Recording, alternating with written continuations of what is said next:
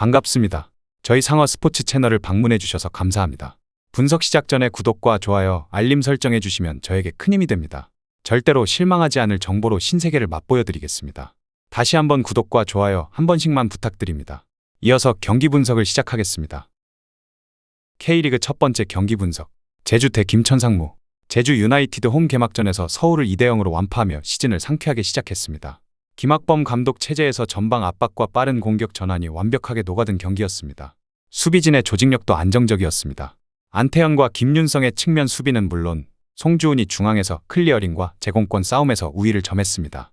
공격에서는 박동진과 이건희가 연계 플레이를 통해 상대 수비를 흔들었고 남태희가 창의적인 패스를 공급하며 공격을 이끌었습니다.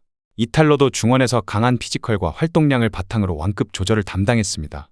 다만 제주가 전방 압박을 활용한 스타일이 김천에게 통할지는 의문입니다. 김천은 점유율 축구보다는 롱볼과 빠른 전환이 강한 팀이기 때문에 뒷공간 노출을 조심해야 합니다. 김천 상무 개막전에서 전북을 상대로 선제골을 넣으며 선전했지만 결국 1대2로 패했습니다. 경기력 자체는 나쁘지 않았습니다. 유강현이 득점포를 가동하며 골 감각을 유지했다는 점도 긍정적입니다.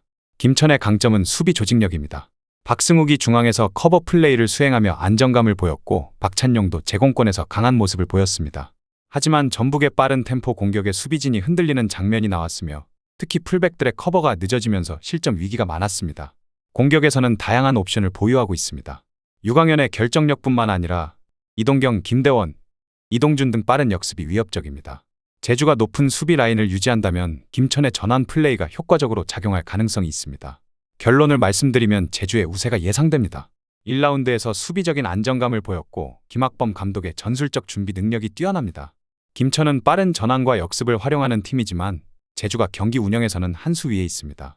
다만 김천이 역습에서 저항할 수 있는 만큼 다득점 경기가 될 확률은 낮습니다. 제주가 점유율을 바탕으로 주도적인 경기를 펼칠 것이며 김천은 한 방을 노리는 방식으로 대응할 전망입니다. K리그 두 번째 경기 분석. 인천FC 대 경남FC. 인천 유나이티드 지난 시즌 K리그 1에서 강등되었지만 핵심 전력을 유지하며 빠른 승격을 목표로 합니다. 무고사, 제르소, 이명주 등 주요 선수들이 잔류했고 새롭게 영입한 바로우까지 가세하면서 공격력이 한층 강화됐습니다. 윤정환 감독이 부임하며 전술적인 완성도가 높아졌고 공수 균형이 안정적인 상태입니다. 중원에서는 신진호와 김도혁의 조합이 안정적이며 문지환의 가세로 압박과 빌드업의 균형이 더 좋아졌습니다.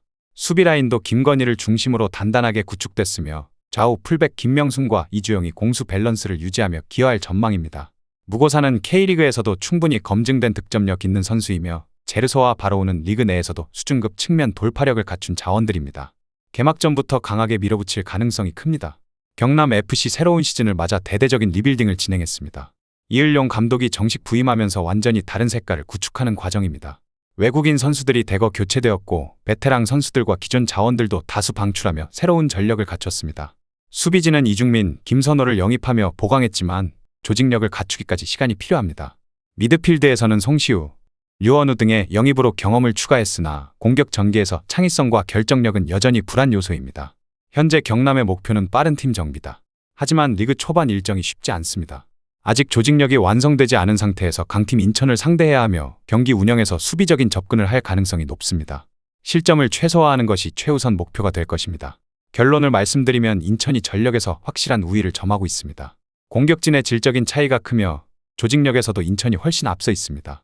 경남은 새롭게 팀을 구축하는 과정에 있어 전력이 완성되지 않은 상태이며 수비적으로 내려선 운영을 할 가능성이 큽니다.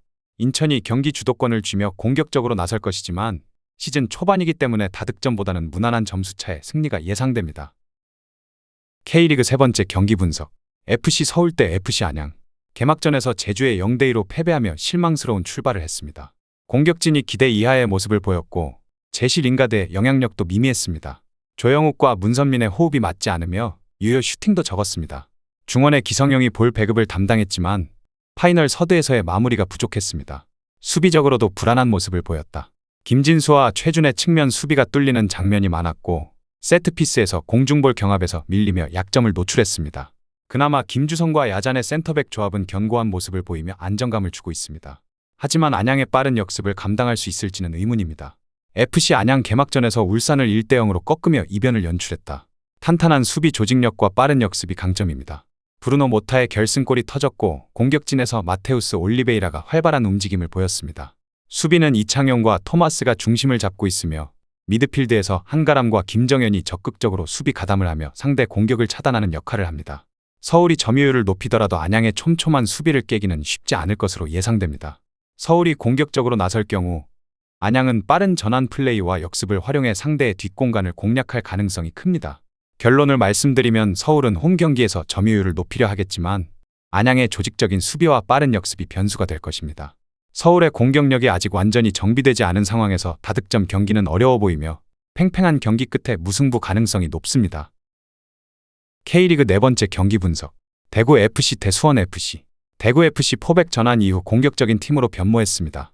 개막전 강원전에서 전방 압박과 빠른 공격 전개를 시도하며 주도권을 잡았고 세징야의 극장골로 2대1 승리를 거뒀습니다.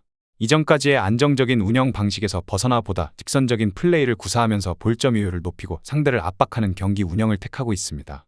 라마스의 중원 조율 능력이 돋보였으며 세징야의 활동 반경이 넓어진 점도 긍정적입니다. 다만 수비 조직력 문제는 여전히 남아있습니다. 강원전에서도 상대 역습에 고전하며 수비 숫자가 줄어든 상황에서 뒷공간을 자주 허용했습니다. 황재원과 홍정훈이 중심을 잡고 있지만 전방 압박이 강한 팀을 상대로는 후방 빌드업 과정에서 불안한 모습을 보일 수 있습니다.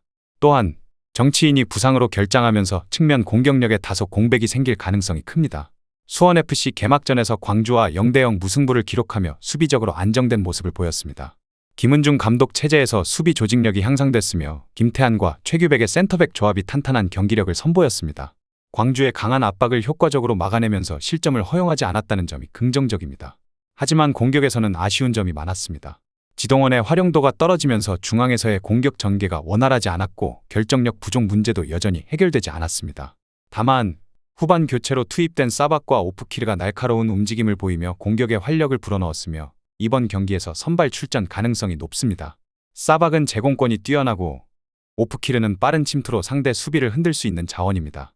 전술적으로는 수비를 우선시하며 역습을 노릴 가능성이 큽니다. 다만 대구의 공격이 강해진 만큼 수비적인 운영만으로 버티기는 쉽지 않을 것입니다. 결론을 말씀드리면 대구가 공격적인 운영을 유지하면서 주도권을 가져갈 가능성이 큽니다. 포백 전환 이후 공격력이 개선되었고 세징야와 라마스를 중심으로 한 전개가 활발합니다. 반면 수원FC는 수비적으로 안정감을 갖추고 있지만 공격진의 호흡이 아직 완벽하지 않은 상황입니다. 수원FC가 역습을 시도하며 사박과 오프키르의 스피드를 활용할 가능성이 있지만 대구가 경기 주도권을 유지하면서 수원FC의 압박을 효과적으로 풀어나갈 것으로 예상됩니다. 다득점 경기가 나올 가능성은 낮으며 한 골 승부에서 대구가 우위를 점할 가능성이 높습니다. 다음 경기 분석에 앞서 여러분들에게 조금이나마 도움이 되고 빠르게 정보를 받아보실 수 있는 곳을 마련해 두었습니다. 저의 영상의 하단 댓글을 확인해 보시면 카카오톡 링크가 있습니다. 클릭 후 손쉽게 입장이 가능합니다. 입장하실 때 코드와 같이 기재되어 있으니 참고 바랍니다. 누구나 참여 가능하고 100% 무료로 운영하고 있습니다. 돈을 주고 유료 정보를 이용하시는 것보다 저희 멤버방에서 유료 정보와 똑같은 분석 정보를 받아보실 수 있습니다. 저희 멤버방에서 제공되는 정보들과 스포츠를 좋아하고 즐길 수 있는 멤버방으로 참여하시길 바랍니다. 함께 떠들고 즐겁게 베팅 라이프를 즐기셨으면 좋겠습니다. 무조건 당첨은 장담해드릴 수 없지만 당첨될 확률을 극대화하실 수 있습니다. 이어서 경기 분석하도록 하겠습니다. K리그 5번째 경기 분석. 부산 아이 대 김포FC. 부산 아이파크 지난 시즌 플레이오프까지 진출했던 부산은 이번 겨울 대대적인 스쿼드 개편을 통해 전력을 강화했습니다. 핵심 외국인 공격수 패신을 유지한 가운데 김포의 핵심 듀오였던 손성용과 윤민호를 영입하며 상대의 전력을 약화시키는 동시에 공격진을 보강했습니다. 새롭게 영입한 외국인 선수 빌레로는 빠른 발과 개인 돌파 능력이 뛰어나 측면에서 강력한 위협이 될 전망입니다. 또한 중원에서는 사비에르가 경기 조율을 맡으며 공격과 수비의 균형을 잡아줄 것으로 보입니다. 수비진도 보강됐습니다. 장호익과 조이제를 중심으로 안정적인 수비 라인을 구축했고 3선 미드필더 이동수가 중원에서 압박을 가할 예정입니다. 부산은 홈에서 주도적인 경기 운영을 펼칠 가능성이 높습니다. 김포FC 지난 시즌 7위를 기록하며 돌풍을 일으켰지만 이번 겨울 이적 시장에서 핵심 자원들을 다수 잃었습니다. 손성용과 윤민호의 이탈로 인해 공격 전개에서 어려움을 겪을 가능성이 높습니다. 다만 기존의 루이스와 플라나를 유지하면서 공격 패턴은 유지될 전망입니다. 특히 새롭게 영입한 외국인 선수 디자우마는 수비적인 성향이 강한 3선 미드필더로 김포가 보다 수비적으로 운영할 가능성이 높습니다. 올 시즌 김포는 3백 전술을 유지하면서 수비 안정성을 최우선으로 삼을 계획입니다. 하지만 제공권이 좋은 부산을 상대로 단순한 롱볼 전술이 효과적이지 않을 수 있습니다. 조직력이 완전히 갖춰지지 않은 상태에서 부산과 같은 강팀을 상대하는 것이 쉽지 않을 전망입니다. 결론을 말씀드리면 부산이 홈에서 확실한 우세를 보이며 경기를 주도할 가능성이 큽니다. 다만 김포가 수비적으로 내려앉아 실점을 최소화하려 할 가능성이 높은 만큼 다득점 경기가 나올 가능성은 낮습니다. 1대0 또는 2대0 정도의 스코어가 예상됩니다.